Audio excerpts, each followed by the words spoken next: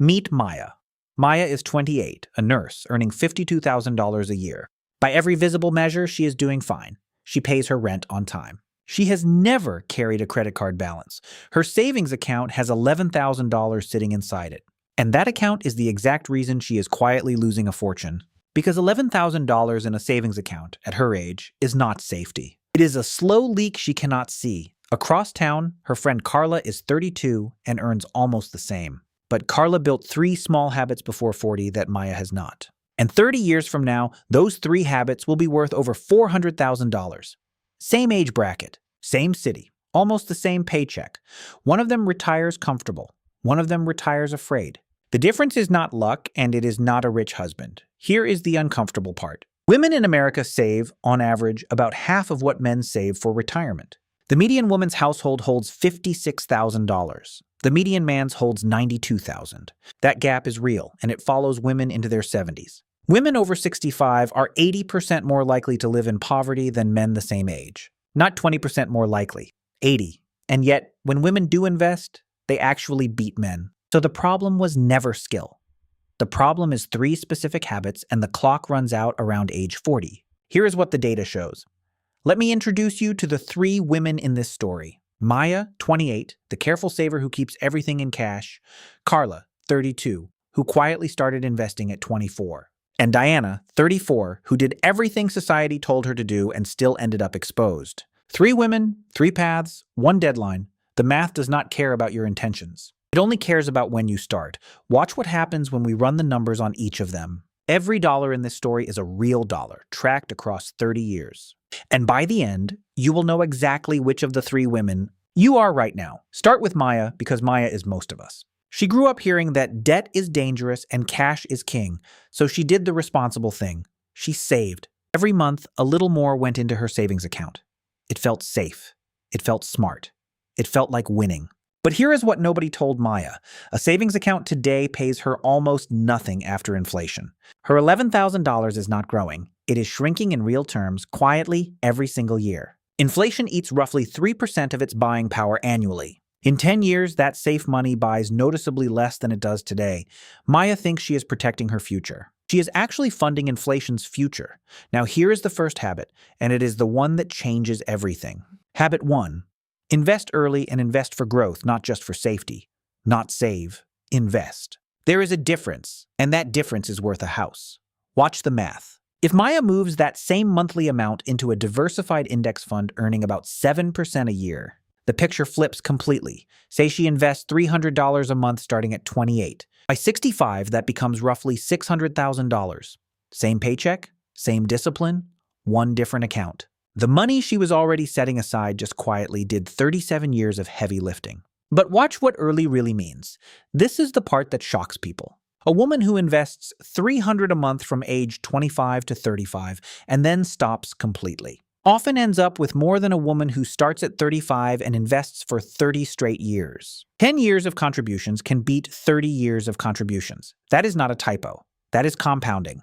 The early dollars have the most time to multiply, and time is the one thing you cannot buy back later. This is why the deadline before 40 matters so much. Every year you wait, the mountain you have to climb gets steeper. Here is the trap most women fall into, and it is not laziness, it is caution. Studies show women keep about 29% of their assets in cash, compared to 25% for men.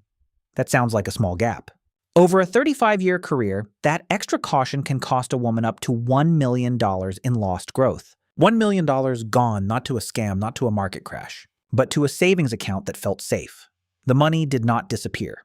It just never grew. And the cruel part is that the instinct behind it, being careful, is a good instinct pointed at the wrong target. Let me be fair to Maya for a second. Being cautious with money is not stupid. In the short term, cash protects you. If you lose your job next month, you cannot eat an index fund. So keep 3 to 6 months of expenses in cash. That part is smart. But once that emergency cushion exists, every extra dollar sitting in savings is a dollar refusing to work for you. The rule is simple. Cash is for emergencies you can see. Investing is for the future you cannot. Maya had $11,000 in cash and 0 invested. She had it exactly backwards for a 28-year-old. So Maya makes one change. She keeps $6,000 as her emergency fund. The other $5,000, she invests. And going forward, her monthly savings splits too. A small piece stays liquid. The rest goes into the market automatically before she can talk herself out of it. That word, automatically, is the secret. Because the enemy of investing is not the market. The enemy is you, on a random Tuesday, deciding this month is a bad time to start. Set it up once, and the decision makes itself every month for the next 30 years. Let me answer the fear directly, because it is the real reason women stay in cash. The market goes down sometimes, that is true, and it is scary. In a bad year, a portfolio can drop 20 or 30% on paper. But here is what the history actually shows. Over every 30-year period in modern American market history, a diversified index fund has gone up, not down. The drops are real, but they are temporary. The growth is what is permanent, if you stay in. Maya was not avoiding risk by holding cash. She was guaranteeing a slow loss to avoid a temporary one. Those are not the same thing. Now watch a concrete year by year, because the numbers feel abstract until you see them stack. Maya invests $300 a month. After 1 year, she has contributed $3,600 and the market added maybe $200, small, almost invisible. After 10 years, she has contributed $36,000, but her balance is closer to $50,000. After 20 years, her contributions total $72,000, but her account holds around $150,000. The gap between what she put in and what she has keeps widening. By 37 years, she contributed about $130,000, and she has $600,000. Compounding did more than 4 times the work she did. Here is the mental trick that keeps women investing through the scary years. Stop watching the balance. Start watching the shares. When the market drops, your monthly contribution buys more. Shares at a lower price. You are not losing. You are shopping on sale. The investors who build wealth are not the ones who timed the bottom. They are the ones who kept buying automatically while everyone else was panicking. Maya's worst investing years, the years the market fell, turned out to be the years that made her the most money, because those cheap shares grew the most on the way back up. One more piece of habit one, and it is the quiet multiplier. Every time you get a raise, increase your automatic contribution by the same percentage before you ever feel the extra money in your account. This is called escalating your savings rate. And it is painless because you never adjust to spending money you never saw.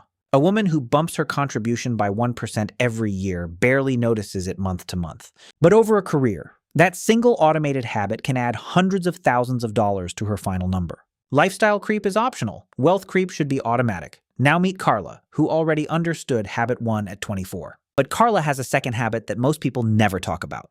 Habit 2. Claim every dollar you are already owed. This is not about earning more. It is about stopping the money that is quietly walking out the door.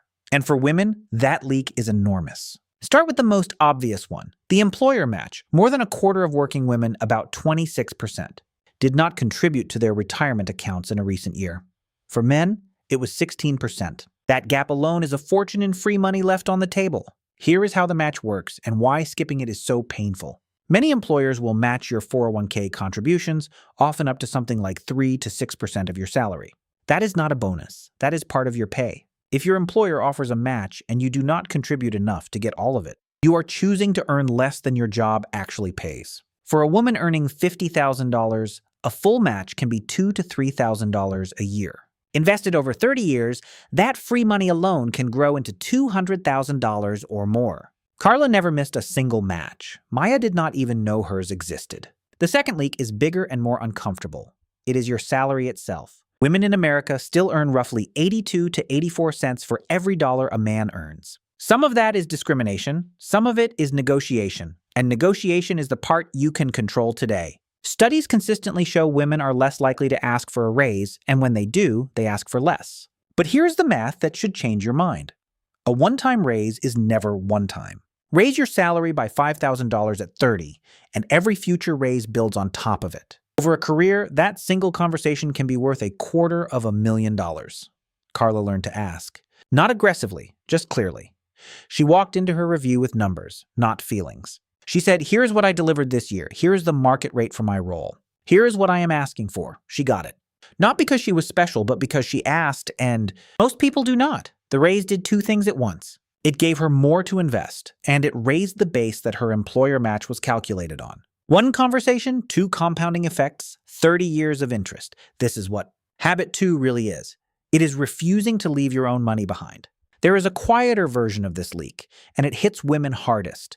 It is called the motherhood penalty. When a woman steps out of the workforce to raise children, she does not just lose that year's salary. She loses that year's retirement contributions, that year's employer match, and every dollar of growth those contributions would have earned for the next 30 years.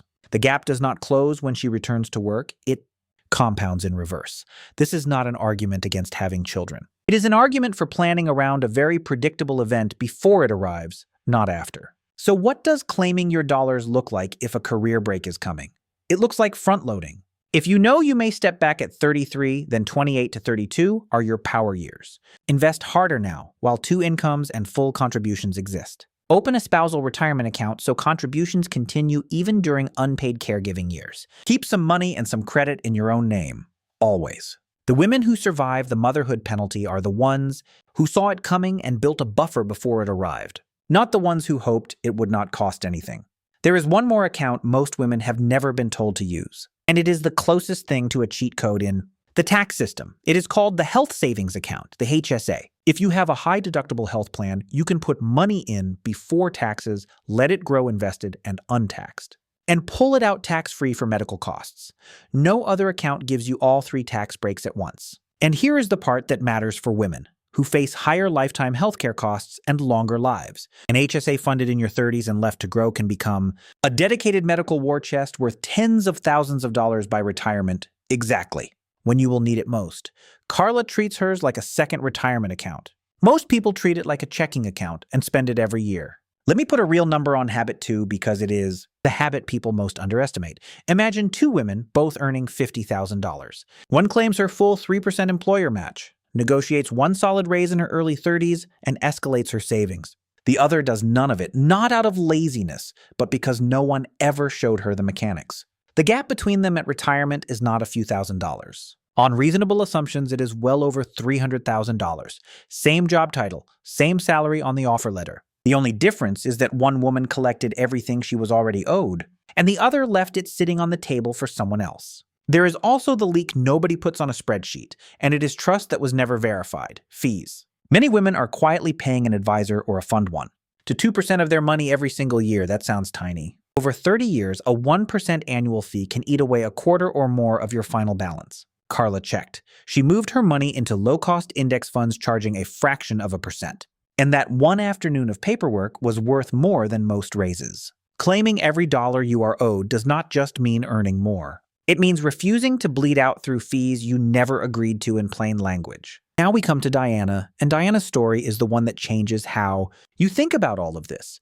Diana did everything right by the old rules. She married young, she trusted her husband to handle the money, and she focused on the household. On paper, they were comfortable, but Diana never opened an account in her own name. She never learned how their investments worked. She could not have told you their net worth within $50,000. And that is habit 3, the one nobody wants to say out loud. Habit 3. Build a financial identity that is entirely your own. Here is why this is not optional, and here is the number that proves it. Women live longer than men, about 2.5 years longer from age 65 on. That sounds like good news until you see the other side of it. It means most married women will, at some point, manage money alone, whether through divorce or through widowhood. The odds are simply not in favor of two people dying on the same day.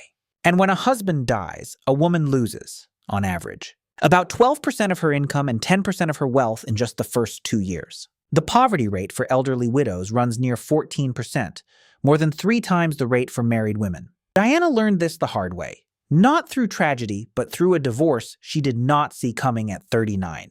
Suddenly, she had to understand accounts she had never opened, passwords she had never held, and investments she had never chosen. She was not broke, but she was blind, and being blind about your own money is its own kind of poverty. She spent 2 years just learning where everything was. 2 years she should have spent growing her wealth. She spent decoding it instead.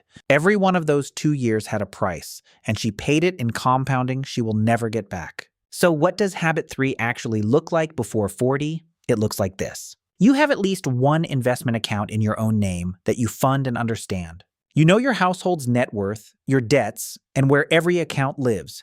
You can log into everything yourself. You understand at a basic level what your money is invested in and why. And if you are partnered, you sit down together at least once a year and look at the whole picture as equals, not as a manager and a bystander. This is not distrust. This is not planning to leave. It is refusing to be helpless about the one thing that determines your entire future security.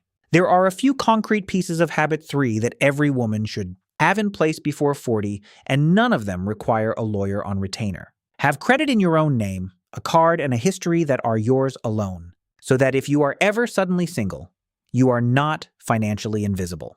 Know where the estate documents are, the will, the beneficiaries, the insurance policies, and make sure your name is actually on them correctly. Check the beneficiary designations yourself, because those override a will, and an outdated one has sent countless payouts to the wrong person. These are not morbid tasks. They are the difference between a hard season and a catastrophe. Life insurance is part of this too, and women systematically underinsure themselves. If your income or your unpaid labor holds a household together and something happens to you, the people who depend on you inherit the gap. A term life policy in your 30s is often cheaper than a phone bill, and it buys the one thing money usually cannot: time for the people you love to recover. Diana had insured her husband generously. She had never once thought to insure herself.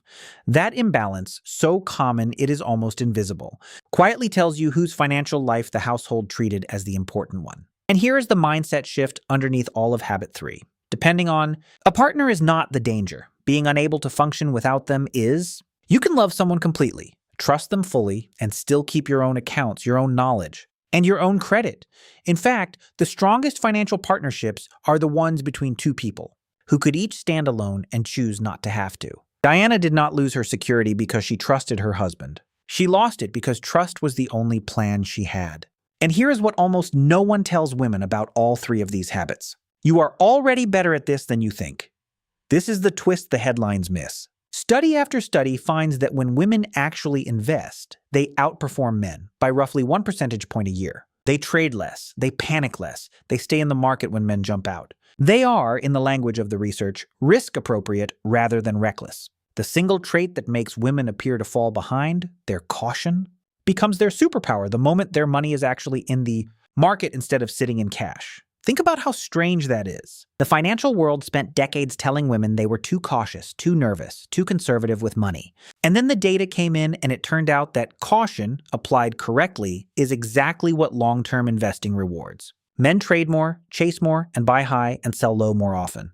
Women on average pick a sensible allocation and leave it alone, which is precisely what the math wants. The thing everyone treated as a weakness was a strength pointed at the wrong target the entire time. So the real tragedy of the gender wealth gap is not that women are bad with money. It is that women who are naturally good at the hardest part of investing, the staying calm and staying in, were talked out of ever getting in.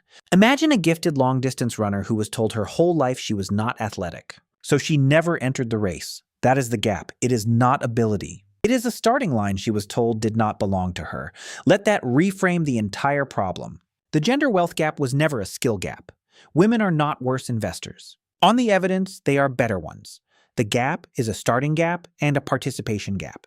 It is the money that never got invested, the match that never got claimed, the account that never got opened in her own name. Fix those 3 things before 40, and you are not just closing the gap. You are pointing a naturally superior instinct at a target that finally lets it win. The most quotable line in all of this is simple. Women do not need to invest more like men. Men need to invest more like women who actually start. Look at where our 3 women land at 65. Maya, who switched from saving to investing at 28, retires with roughly $600,000. Carla, who invested early and claimed every match and raise, clears well past that. And Diana, who learned habit 3 only after her divorce at 39, still recovers, because 40 is a deadline, not a wall. She is proof that starting late beats never starting. But she is also proof of the cost of waiting. If Diana had built all 3 habits at 30 instead of 40, she would have retired with several $100,000 more for the exact same effort. So let us make this concrete for you right now, wherever you are. If you are in your 20s, the single most powerful thing you can do is open an investment account this week and automate 1 contribution. Time is the asset you have the most of and will never have again. If you are in your 30s, audit the leaks, claim your full employer match, have the raise conversation, move idle cash beyond your emergency fund into the market. If you are approaching 40, do not panic and do not quit. Build habit 3. Put an account in your own name, learn your numbers, and start today, because starting late still beats the alternative. None of this requires a finance degree. None of it requires a high income. Maya did it on $52,000 a year. It requires 3 decisions made before a specific birthday and then protected on autopilot for 30 years. Invest early and for growth. Claim every dollar you are already owed. And build a financial identity that no divorce, no death, and no career break can take away from you. The women who do these 3 things do not retire rich because they earned the most. They retire secure because they decided the earliest. If this showed you something about your money you had not seen before, subscribe to Wealth POV and hit the notification bell. We break down the hidden math behind the financial decisions you face every day. No hustle culture, no shame. Just the numbers. Because the most important financial decision you will ever make is not which stock to pick. It is deciding to start before the deadline, on your own terms, with your name on the account. Do the math. Make the decision that matches your reality, not someone else's sales pitch. And do it before 40 while time is still on your side.